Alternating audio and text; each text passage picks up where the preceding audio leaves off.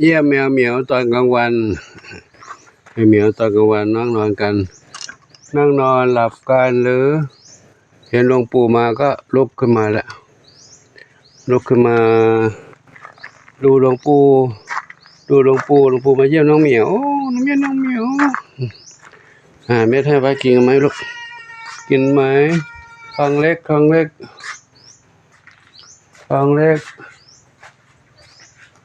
อันนี้ทองอ่อนโอ้ตรงนู้นส้มอ่อนอยู่นู้นข้างนอกแดดร้อนลูกนอกแดดร้อนหลวงปู่ทำงานอยู่ข้างนอกนู้นเก็บกวาดใบไม้รับพัสดุปุณชัยอยู่นี่นะปุณชัยปุยฝ้ายอยู่ตรงนั้นปุยฝ้ายนอนในนั้นปุยฝ้ายกับน้องน้ำเพชรนอนตรงนี้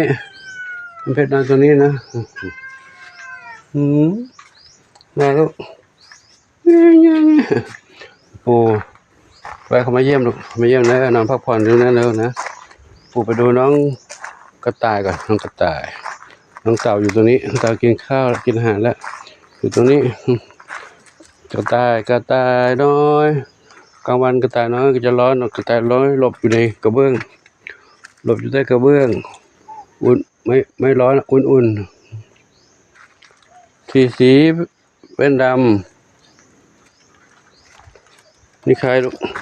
บุญสมเหรอบุญสมสีลูกสี่น้องอะไรลูกสามสีนวลดูน้องกระต่ายกันเนาะกระต่ายอยู่ทางนู้นผมเก็บผักมาให้กระต่ายด้วยเก็บผักมาด้วยเก็บยอดกระถินยอดมะขามเช็คดูแล้วกระต่ายกินได้ก็เก็บมาสะสมไว้หมดก็ให้เขากินถ้ามีไว้ก็ดีในนี้เมื่อเช้าก็เก็บมาได้หนึ่งตะเข่ง1 ตะกร้าตรงนี้กินก็ไม่หมดนะเนี่ยแต่ผมมาให้อีกมานี่เร็วยิ้มอันนี้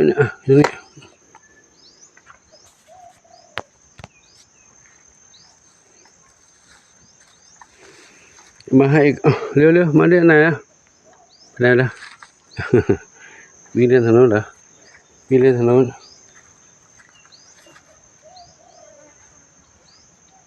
อยู่ทางนี้เ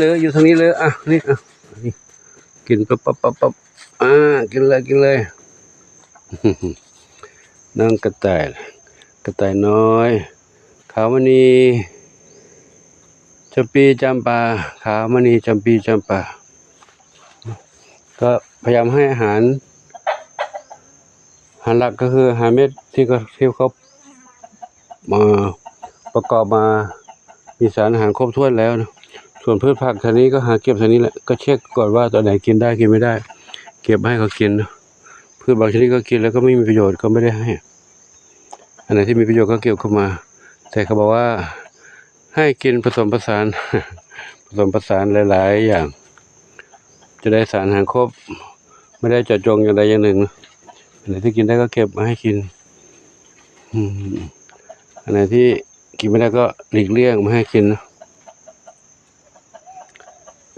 กระต่ายน้อยเป็นสัตว์ที่อ่อนแอเหรอใจเสาะใช่ไหมใจเสาะน้อยใจขี้งอนขี้โกรธหัวใจวายง่ายหรือช็อกง่ายนะไม่เหมือนน้องเหมียวแข็งแรงดุดันเหรอ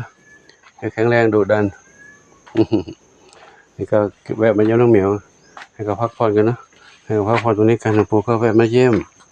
ดูความเรียบร้อยภายในนี้มีใครอยู่เป็นยังไงกันบ้างถ้าเขาไม่กวนกันไม่กัดกันก็มีความสุขกันดีนะตอนนี้เป็นไงบ้างลูกแม่หมดแล้วเรากินแล้วเดี๋ยวกด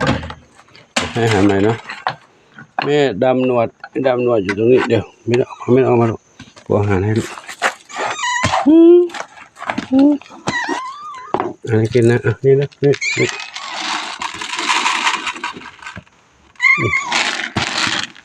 กินลูก กินนั่นนะลูกเอาลูกน้อยไปเดินเล่นแล้วนะเอาไปเดินเล่นข้างนอกให้หนูอยู่นี่คนเดียวดูนะพักผ่อนนะพักผ่อนนะกินอาหารแล้วพักผ่อนนะลูกเลยเข้าไปดูโปรแกรมแวะไปเยี่ยมน้องเหมียวเดินดูน้องเหมียวด้วยไม่ได้เจาะจงเหมียวหนึ่งเหมียวใดนะกล้องก็แพนไปเรื่อยๆผมจะดูน้องเหมียวก็อาจจะกล้องอาจจะไหวเร็วไปบ้างนะก็ขออนุโมทนากับทุกท่านนะขออวยพรให้ทุกคนทุกท่านที่มีความรักความเมตตาต่อน้องเหมียวต่อน้องเหมียวน้องไก่น้องเต่าน้องกระต่ายและสรรพสัตว์ทั้งหลายจงมีความสุขกายสุขใจปรารถนาที่ใดขอได้ทุกความมุ่งมั่นปรารถนาทั่วกันทุกคนทุกท่านเถิดสาธุอายุวโนสุขังพลัง